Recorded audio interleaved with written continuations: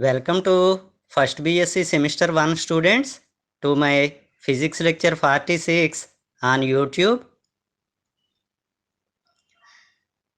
My name is Naman VBSN Murthy, lecturer in physics, SKBR College Amalapuram.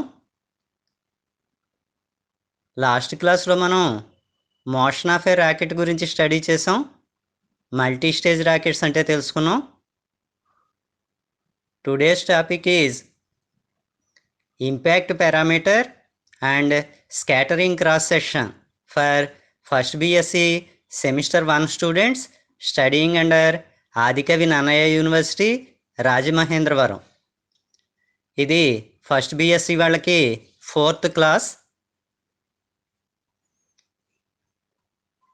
So మనం physics paper 1 mechanics waves and oscillations study చేస్తున్నాం. యాంత్రిక శాస్త్రము, తరంగాలు మరియు కంపనాలు. ఇందులో యూనిట్ 1లో first chapter mechanics of particles, కణముల యాంత్రిక శాస్త్రము. ఇంపాక్ట్ పారామీటర్ అంటే తెలుసుకోవాలి. అభిఘాత పరామితి. ఇక్కడ ఒక న్యూక్లియస్ ఒకటి కన్సిడర్ చేస్తాం, కేంద్రకం. అందులో జెడ్ ప్రోటాన్స్ కనుకుంటే ఒక్కొక్క ప్రోటాన్ ఛార్జ్ ఈ అయితే న్యూక్లియస్ ఛార్జీ జెడ్ఈ ఉంటుంది, పాజిటివ్ ఛార్జ్.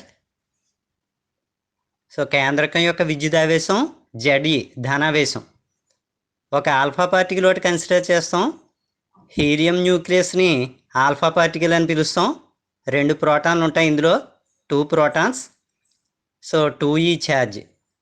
ఆల్ఫా కణం అంటే హీలియం యొక్క కేంద్రకం, దీనికి 2e ఉంటుంది ఆవేశం. ఈ ఆల్ఫా పార్టికల్ న్యూక్లియస్ వైపు అప్రోచ్ అవుతుంటే దాని మీద రెపల్సివ్ ఫోర్స్ పనిచేస్తుంది, 2 పాజిటివ్ ఛార్జ్ కాబట్టి.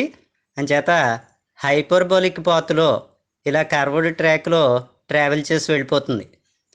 దగ్గరికి వచ్చి కొద్దీ న్యూక్లియస్ గెంటేయడం మూలాన్ని ఈ పాత్లో ట్రావెల్ చేస్తుంది. ఆల్ఫా పార్టికల్కి న్యూక్లియస్కి మధ్యలో రెపల్సివ్ ఫోర్స్ లేదు అని చెప్పి తీసుకుంటే ఈ టాంజెంట్ డైరెక్షన్లో ట్రావెల్ చేస్తుంది. దీన్ని ఎసిమ్టోట్ అంటాం, స్పర్శరేఖ. న్యూక్లియస్కి ఈ పాత్కి మధ్యలో మినిమం డిస్టెన్స్ గీస్తే ఇక్కడ ఒక పెర్పెండిక్యులర్ డ్రాప్ చేసాం, రెడ్ లైన్తో రిప్రజెంట్ చేసాం. ఎం అనేది ఫుట్ ఆఫ్ ది పెర్పెండిక్యులర్. ఇది ఆల్ఫా పార్టికల్కి న్యూక్లియస్కి మధ్యలో మినిమం డిస్టెన్స్ని రిప్రజెంట్ చేస్తుంది, కనిష్ట దూరం ఈ రెండిట్లకి మధ్యలో. దీన్ని పీతో రిప్రజెంట్ చేసి ఇంపాక్ట్ పారామీటర్ అంటాం, అభిఘాత పరామితి అని పిలుస్తాం.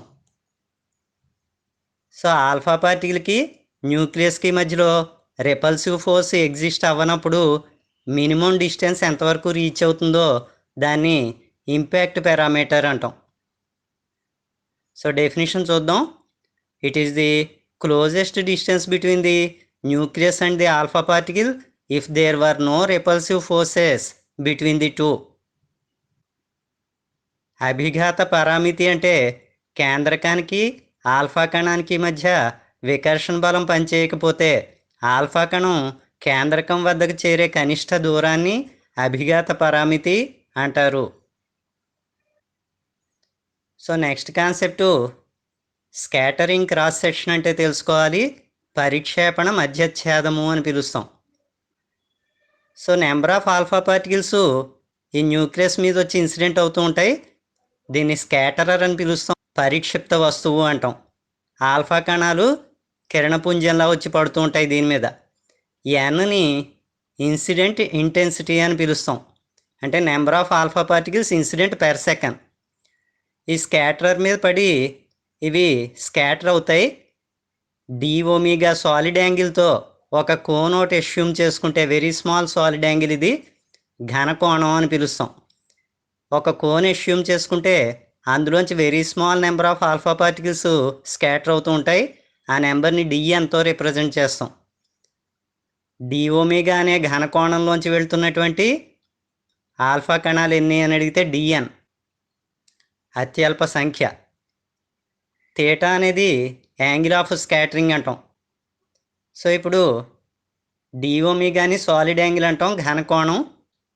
స్కాటరింగ్ క్రాస్ సెక్షన్ని సిగ్మాతో రిప్రజెంట్ చేస్తాం.